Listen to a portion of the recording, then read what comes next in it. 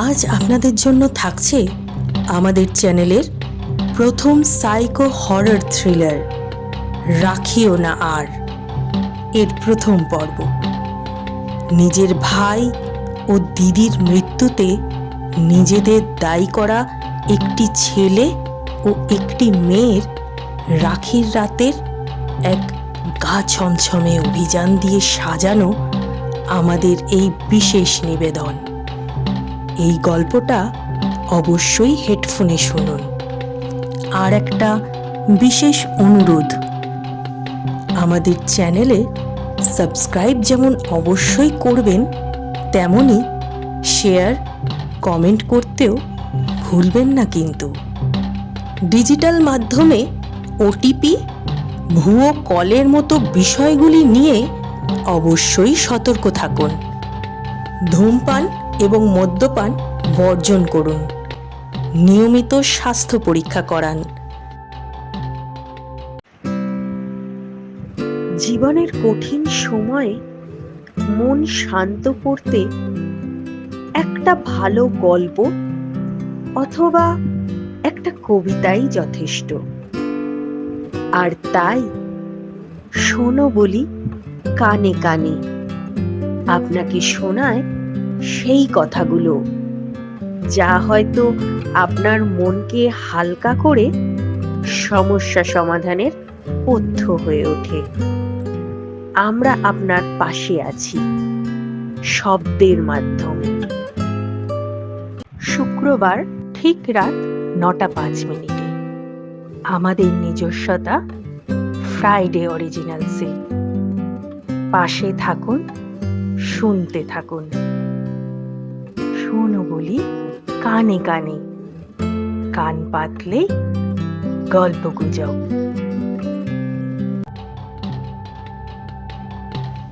তাহলে চলুন আমাদের আজকের গল্পটা শুরু করা যাক।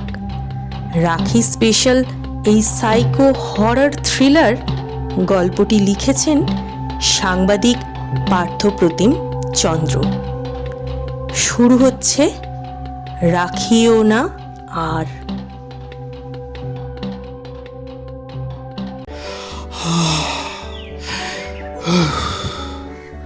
ঘুমটা আচমকা ভেঙে গেল। বাবা, কি ভয়ের স্বপ্ন!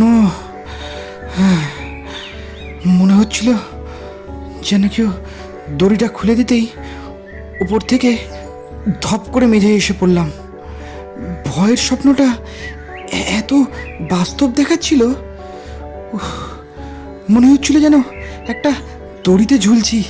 বাবা, কিন্তু বুঝতে পারলাম না দড়িটা কোথায় ছিল। নোটিফিকেশনের সাউন্ড। দেখি কে আবার কি ফেসবুকে লিখলো। সোশ্যাল মিডিয়ার পোস্টার দিকে চেয়ে কিছুক্ষণ সেটা পড়ে প্রথমে কেঁদে ফেলল রিজু। তারপর চোখের জল মুছে আরো একবার ভালো করে পড়ল। রাখি ওনা আর।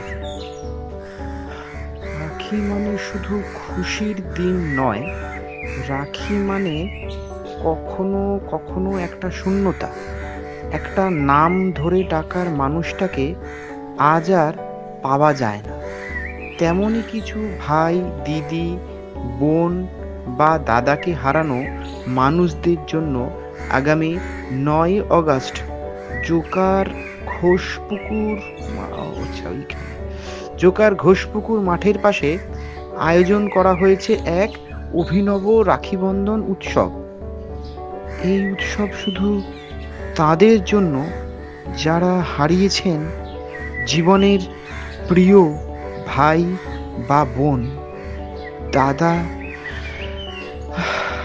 কিংবা দিদিকে, যাদের রাখির দিন শুধুই স্মৃতি আর চোখের জল বয়ে আনে। রিজু পুরোটা পড়ার পরে মাথাটা নিচু করে বসে পড়ল। দু একবার মা মা বলে ডাকলো। মা, মা! কিন্তু কোনো সাড়া পেল না। ওর এখন খুব কাঁদতে ইচ্ছা করছে। দূর থেকে কান্নার আওয়াজ শুনে রিজু বলল, কেঁদো না মা, কেঁদো না। আমি তো দায় স্বীকার করছি, বলো। দিদির মৃত্যুর জন্য আমি দায়ী। আমার এখন তো আর কিচ্ছু করার নেই, কিচ্ছুটি করার নেই।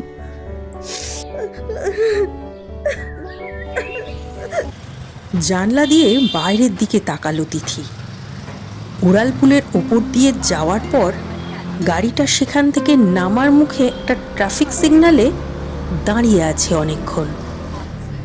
আচমকাই তিথি দেখল রাস্তার ধারে একটা ছোট্ট পোস্টারে লেখা, আগামী 9 আগস্ট জোকার ঘোষপুকুর মাঠের পাশে আয়োজিত হতে চলেছে এক অভিনব রাখি বন্ধন উৎসব, রাখিও না আর। এই উৎসব তাদের জন্য যারা জীবনে হারিয়েছেন তাদের প্রিয় ভাই, দাদা, বোন বা দিদিকে। লেখাগুলো পড়ে তিথির দু চোখ দিয়ে জল পড়তে থাকলো। ও নিজের মনে মনে বলল, রে, তোর মৃত্যুর জন্য আমি দায়ী। সেদিন আমি যদি নিজে যেতাম, তাহলে এখন এই শহরে তুই ঘুরে বেড়াতিস। সরি ভাই, তুই ফিরে আয় ভাই, একবার ফিরে আয় ভাই রে, একবার ফিরে আয়।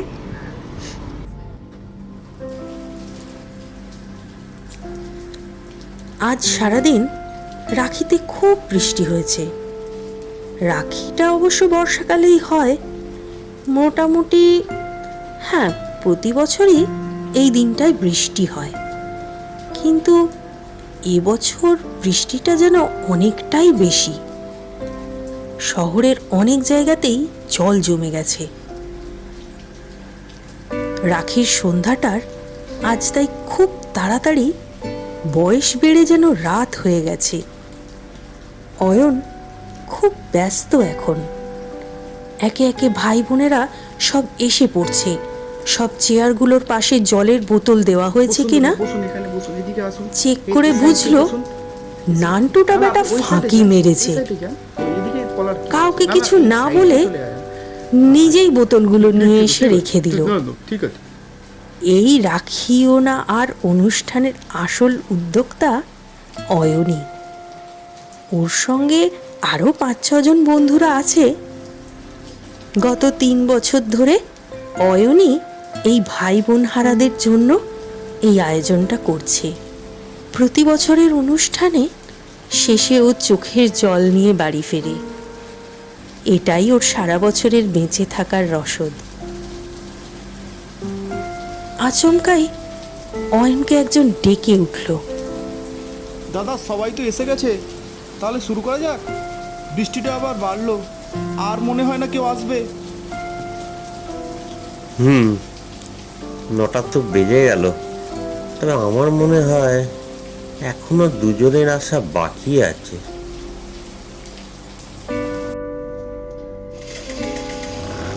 ডায়মন্ড হারবার রোডটা চৌরাস্তার পর গিয়ে বেশ ফাঁকা হয়ে যায়। তার উপরে এখন আবার এই বৃষ্টি বাদলার দিন। রিজু বাইকের গতিটা বাড়িয়ে দিল। বেহালা ট্রাম ডিপোর ওই দিকটা যেমন দিন রাত শুধু জ্যাম, এদিকটা তেমন নয়। তার উপর আবার বৃষ্টিতে লোকজন কেউ নেই, রাস্তা পুরো ফাঁকা। এতে সবচেয়ে বড় অসুবিধা, ঠিক কোন জায়গাটায় এই অনুষ্ঠানটা হচ্ছে কাউকে জিজ্ঞাসা করার কোনো উপায়ই নেই। জোকায় পৌঁছে রিজুর কি মনে হলো, বড় রাস্তার পাশ থেকে ডান দিকে যে গলিটা ঢুকে গেছে, বাইকটা সেদিকেই ঘুরিয়ে দিল। এত বৃষ্টিতে ফোনটাও পকেট থেকে বের করা যাচ্ছে না। গলিটা খুব অন্ধকার। ও মনে মনে ভাবলো, কি জানি, ঠিক রাস্তায় যাচ্ছি তো? ঘোষপুকুর মাঠ দেখা যাক। কিছুক্ষণ পর রিজু এক ভদ্রমহিলাকে রাস্তায় হাঁটতে দেখল। রিজু সেই মহিলার কাছে এসে বাইকটা থামিয়ে জিজ্ঞাসা করলো, ঘোষপুকুর মাঠটা কোথায় বলতে পারেন? তিথি বলল, গুগল ম্যাপে দেখাচ্ছে এই রাস্তার শেষে, আর আপনি যেখানে যেতে চাইছেন সেটা ওই মাঠের পাশের বাড়িটার দোতলায়। আমি কোথায় যেতে চাই সেটা আপনি কি করে জানলেন? তোমার হাতে আজকের দিনে রাখি নেই, আমি এর মধ্যে ভালো করে দেখে নিয়েছি। তোমার হাতে রাখি নেই, ঘোষপুকুর মাঠের খোঁজ করছো, নিশ্চয়ই স্থানীয় লোক নও। তার মানে তুমি বোন কিংবা দিদিহারা এক ভাই, যে রাখি ওনা আর অনুষ্ঠানে হাজির থাকতে এসেছো। আমি দিদিহারা ভাই। তার মানে আপনিও কোনো ভাই বা দাদাহারা বোন, তাই তো? আমি আমার ভাইকে হারিয়েছি। আর একটা কথা, কিছু মনে করো না, তুমি আমার থেকে বয়সে ছোট হবে, তাই আপনি না বলে তুমি বললাম। দিদি ও ভাই হারানো দুটো মানুষ ধীরে ধীরে এগিয়ে গেল রাখিও না আর অনুষ্ঠানটায় যোগ দিতে। আর 5টা বাড়ি, ক্লাব বা শপিং মলে রাখির উৎসব বলতে ঠিক যেমনটা বোঝায়, এখানে কিন্তু তেমনটা একেবারেই নয়। মৃত ভাই, দিদি কিংবা দাদা বোনেদের অভাব ঘোচাতে অপরপক্ষকে হাজির করে জমকালো রাখি বন্ধন নয়, বরং অনেকটাই যেন শোকের আবহেই হচ্ছে এই পুরো অনুষ্ঠানটা। প্রচণ্ড বৃষ্টির মাঝে কারেন্টটা হঠাৎ চলে যাওয়াতে শুধুমাত্র কয়েকটা মোমবাতির আলোতেই পুরো অনুষ্ঠানটা করতে হচ্ছে। এতে অনুষ্ঠানটার শোকটা যেন আরো বেড়ে গিয়েছে। অনুষ্ঠানের শুরুতে ঘোষক বললেন, এই রাখির দিনে এক মৃত ভাইয়ের অভাব পূরণ করতে এক দিদি আজ রাখি বাঁধবেন সেই ভাইয়ের হাতে, যিনি হারিয়েছেন নিজের দিদিকে।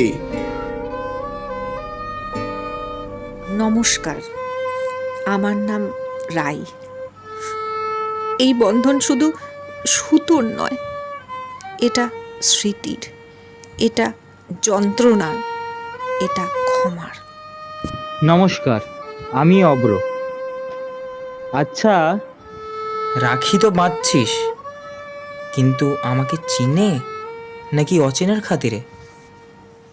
কিছু সম্পর্ক চিনে নিতে সময় লাগে না অব্র।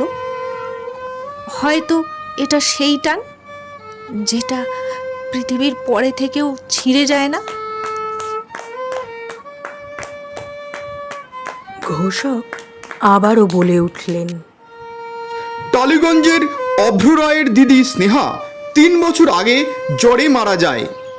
অভ্রকে আজ আমাদের এই অনুষ্ঠানে রাখি বেঁধে নতুন দিদি হলো বেলঘরিয়ার রাই মণ্ডল। রাইয়ের ভাই বছর 5 আগে গাড়ি দুর্ঘটনায় মারা যায়। অভ্র আজ খুঁজে পেল তার দিদিকে, আর রাই পেল ওর হারানো ভাইকে।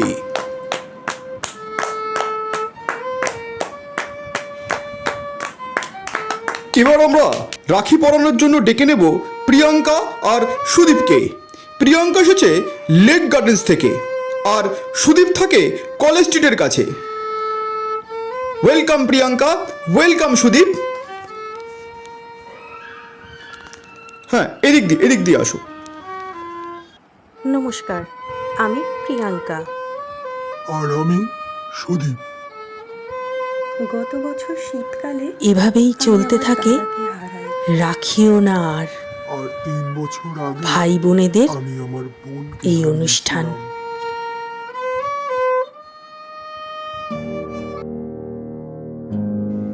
দোতলা বাড়ির সিঁড়িটা বেশ অন্ধকার। পুরো এলাকায় কারেন্ট নেই। বাড়িটার নিচে হোর্ডিংয়ে লেখা আছে, এখানেই হচ্ছে রাখিও না আর অনুষ্ঠানটা। রিজু আর তিথি দরজা খুলে ঢুকতেই অয়ন অনেকটা আগ্রহ নিয়ে এগিয়ে বলল, ও, আপনারা এসে গেছেন, আসুন আসুন। রিজু অবাক হয়ে জানতে চাইল, আপনি জানতেন আমরা আসবো? রিজুর প্রত্যাশিত প্রশ্নে অয়ন একটুও থতমত খেল না। বলল, না মানে আসলে আপনাদের নামটা লিস্টেড ছিল তো।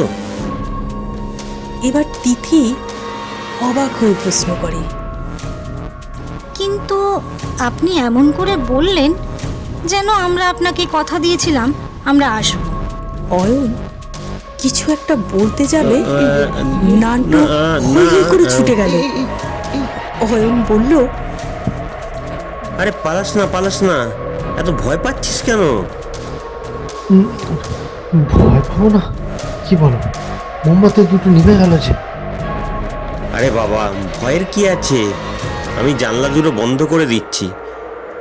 দমকা হাওয়া ঢুকে মোমবাতিগুলো নিভিয়ে দিল, তাই বলে তোকে এভাবে ছুটে জানলা বন্ধ করতে হবে? তুই মোমবাতিগুলো আবার জ্বালা, আমি জানলাটা বন্ধ করছি। তিথি, আপনি এই নীল চেয়ারটায় আসুন। রিজু, আপনি পাশের সবুজ চেয়ারটায় বসতে পারেন। আপনাদের রাখির থালাটা পাশেই রাখা আছে।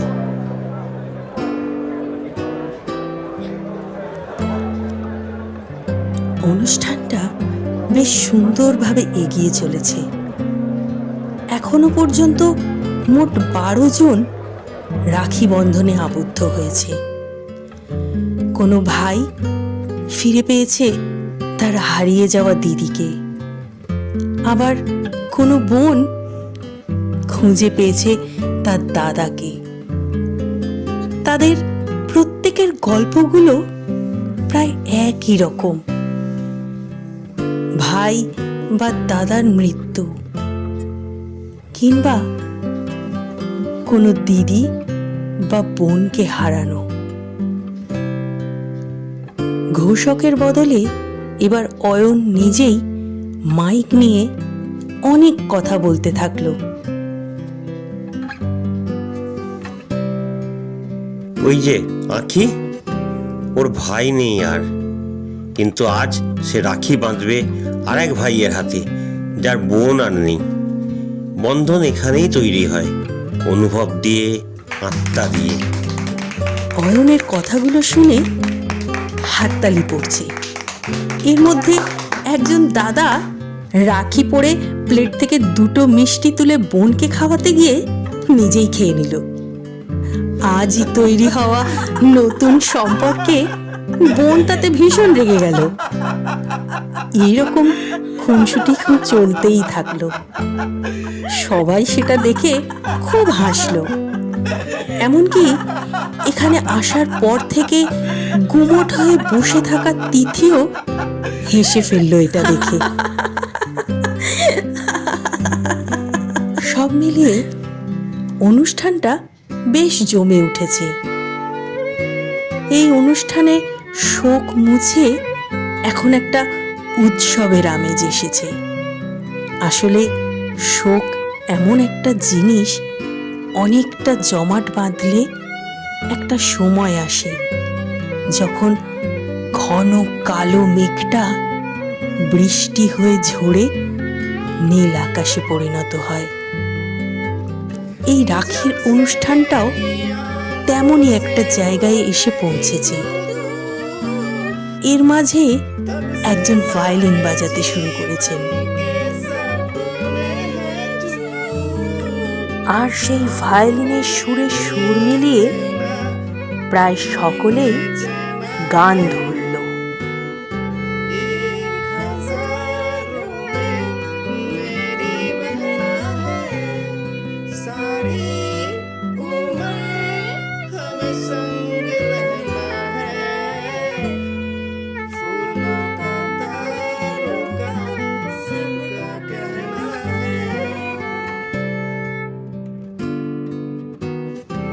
এই গল্পের দ্বিতীয় পর্বে থাকতে চলেছে বেশ কিছু বড় চমক।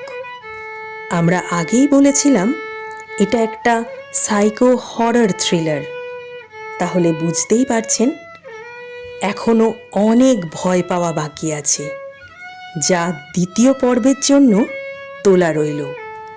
তাহলে অবশ্যই দ্বিতীয় পর্বটি শুনবেন। আগামীকাল গল্পের দ্বিতীয় পর্বের লিঙ্কটা ডেসক্রিপশন বক্সে পেয়ে যাবেন। কেমন লাগলো আমাদের আজকের গল্প? আপনাদের একটা বিশেষ নিবেদন, আমাদের চ্যানেলে আগামী দিনে আসতে চলেছে বেশ বড় কিছু চমক, যা এই ধরনের প্ল্যাটফর্মে আগে কখনো শোনেননি।